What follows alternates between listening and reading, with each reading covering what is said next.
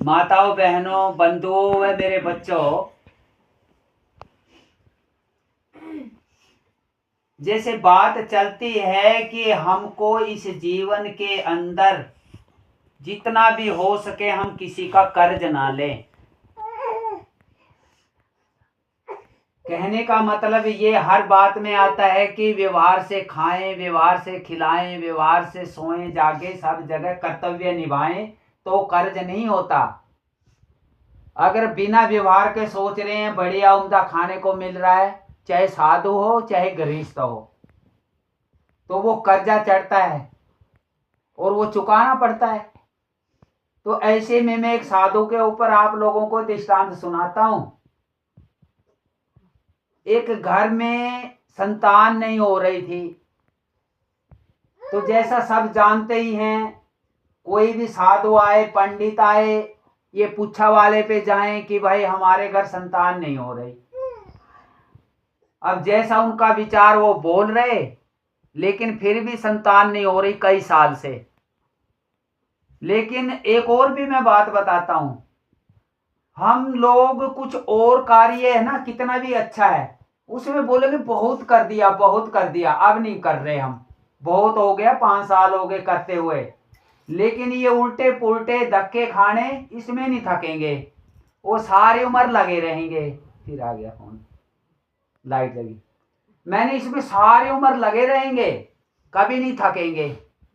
वो तो कोई भी बाबा आ गया तब भी उसको बाबा उसको खिलाया पिलाया, हाँ भाई वर मांगो, बोला महाराज बाकी सब ठीक है, संतान नहीं है।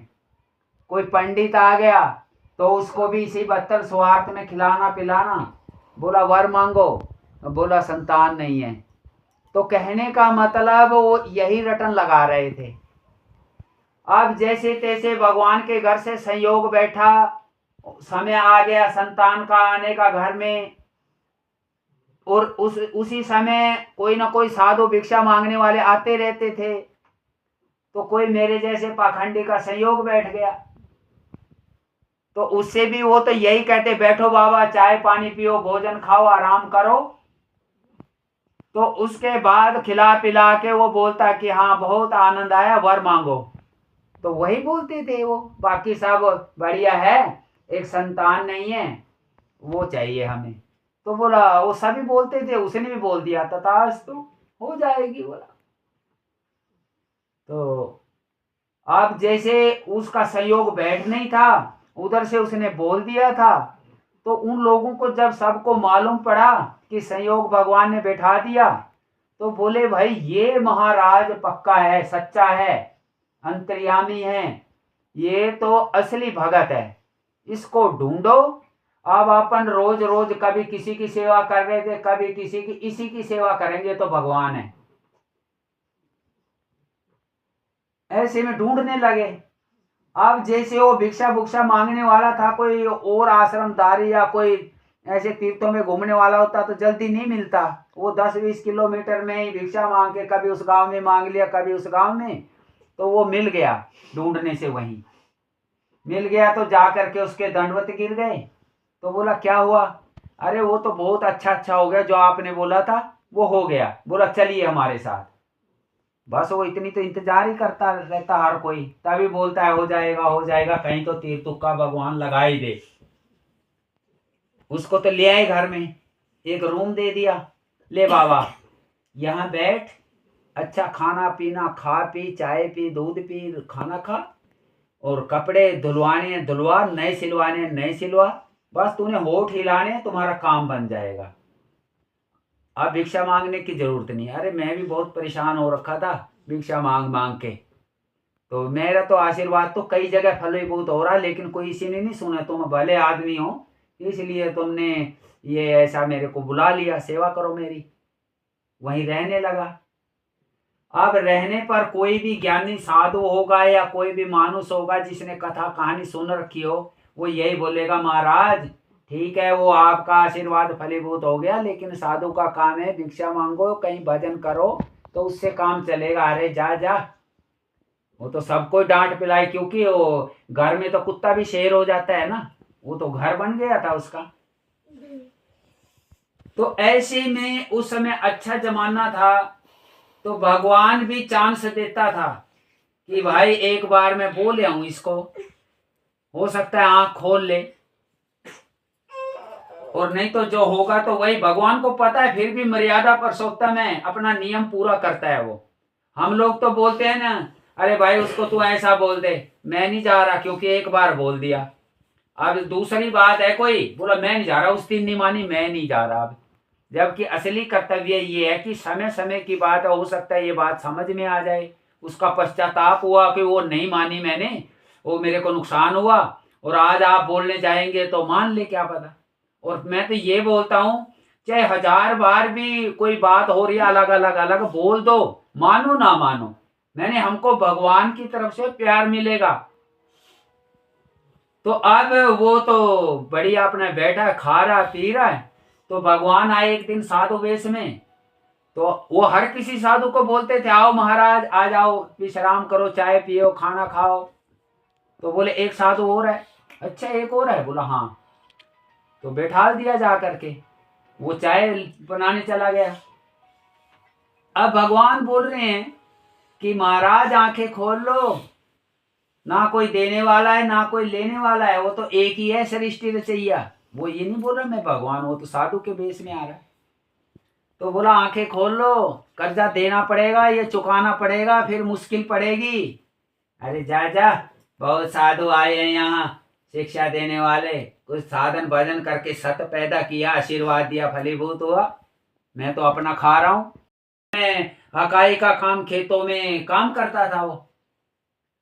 अब उन्होंने क्या किया, उसका गाय का दूध ही निकालना छोड़ दिया। बोला अच्छा हट्टा कट्टा बच्चा होगा, अच्छा चलेगा हल में। तो जब तक गाय ने वो दूध दिया तो उसको बांधा ही नहीं, वो तो खूब मजबूत हो गया, अच्छा हो गया। उसके बाद भी वो मतलब लगभग 3 साल में जुताई के लायक हो जाता है, तो उसको बाद में भी अच्छा खिला पिला रहे। अब 3 साल का हो गया तो भाई इसको बोला जुताई के लिए, अब पहले इसको ऐसा वो कुछ सेट करते हैं ना, हल्के में जोड़ करके तैयार करते हैं, कुछ आपके क्या बोलते हैं, हमारे तो बोलते हैं हिलाना, उसको हिला लें ऐसे ही तो अब उसको जुताई के लिए जोड़ा जुए में, उसको थोड़ा हिलाए हो तो बैठ जाए, फिर डंडे मार के उठाया और फिर चलाया, फिर बैठ गया। अब पहली बार तो जल्दी उठ गया, दोबारा में तो मार रहे डंडे तो उठ ही नहीं रहा हो, बड़ी मुश्किल से खींच खींच के मार रहे, मुश्किल से उठ रहा और फिर चला रहे और फिर बैठ रहा। अब सब बोलने लगे यार इतना अच्छा हट्टा कट्टा था, हमने तो सोचा था ये चलेगा खूब, ये तो चल ही नहीं रहा। अब उस समय उसकी पिटाई हो रही, क्योंकि ये व्यर्थ में हो रही थी पिटाई, तो अलग खाता बन रहा था। भगवान वहां से साधु रूप में फिर आने लगे। अब उन्होंने देखा साधु को, साधुओं पे विश्वास करते थे, तो जाकर के कहने लगे महाराज, उस दूर से जा रहे थे, महाराज महाराज। बोला क्या हुआ, बोला आना थोड़ा तकलीफ करना। अब वो तो आने के लिए ही आए थे, आ गए पास में। बोला क्या हुआ, बोला ये देखो हल में नहीं चल रहा। बोला अच्छा, बोला देखो कितना मार पीट लिया, वो तो एक कदम चल रहा बैठ रहा। हाँ बोला ठीक है, फिर तुम साइड में हो जाओ, मैं देखता हूँ कुछ बात करता हूँ, झाड़ा झपटी में करूंगा कुछ। तो भगवान था, आत्मा सो परमात्मा, उसके कान में बोला अभी भी मौका है, 12 साल तो बैठ के खाया है और 3 साल ये बछड़ा रूप में पिया, 15 साल हकाई कर दे इसकी, अभी भी कर्जा उतार दे, मौका है। तो अब उसकी आंखें खुल गई, क्योंकि ये बात पहले चली हुई, आज तुम्हारे सामने नहीं चली होगी। आत्मा के अंदर सब बातें रिपीट होती हैं, जैसे मोबाइल में रिपीट हो सकती हैं। तो उसकी आंखें खोल दी भगवान ने, बोला चलो भाई अब चलेगा। भगवान तो चल दिए, अब उन्होंने उठाया, वो तो एकदम उठ पड़ा और चलने लगा। तो अब वो आपस में कहने लगे अरे कहीं क्या मंत्र बोला है, अभी वो सब पूछ लो बाबा जी से, कहीं दोबारा बैठ गया तो हम बोल देंगे उस मंत्र को। तो बोला महाराज महाराज, अरे बोला अब क्या हो गया, बोला आप वो मंत्र बता दो जो इनको बोला है, नहीं तो ये तो उठ ही नहीं रहे थे, चल ही नहीं रहे थे, हम तो 1 घंटा से परेशान हो रहे थे। तो बोला आप हमारे को बता दो वो मंत्र। अरे बोलो नहीं चलेगा, अब कोई मंत्र मंत्री नहीं प्रभु, आप ये तो तकलीफ हम जान रहे, हम नहीं विश्वास कर रहे इसका, हम तो बहुत परेशान हो लिए। तो जब ज्यादा ही चिपट गए तो बोला पूछोगे, बोला हाँ। बोला ये वही बैल बना हुआ है जो तुम्हारे घर में 12 साल तक बैठ के खाया था, और 3 साल इसने ये दूध और ये खाया पिया है, ये 15 साल तक की तो टेंशन मत करो तुम, ये 15 साल तुम्हारा कर्जा अब उतारेगा। तो मेरा कहने का मतलब माताओं बहनों, बिल्कुल ये कटु सत्य है। इसलिए अगर वो अभी बच्चा रूप में आए हैं ना, बहू रूप में आए हैं, तो ये भी अदला बदला है। मतलब मुक्त कब होंगे, जब सबसे लेना ले लेंगे, देना दे देंगे, तब भगवान के चरणों का रास्ता शुरू होगा। और मैं ये आप लोगों को बड़ाई के लिए नहीं कह रहा, कल भी चली थी बात, मतलब वो कर्ज तो हर तरह से चुकाना लेना देना पड़ेगा, तब मुक्त होगा आदमी। तो इसलिए कोशिश यही करो। देखिए एक और भी बात मैं बता देता हूं, जो आपके भाग्य में उतना है, ये मत सोचो अगर आप मैं सोचूं ले यहां खा लूं तो बढ़िया मिल रहा है, मैंने वो आपको बढ़िया मिलना ही मिलना है, व्यवहार पे भी मिलेगा मिलेगा आपको, और ना कर चढ़ेगा। तो इसलिए इसको मन को, क्योंकि हमें संस्कार नहीं, हमको यही है बस मिल गया खा लिया।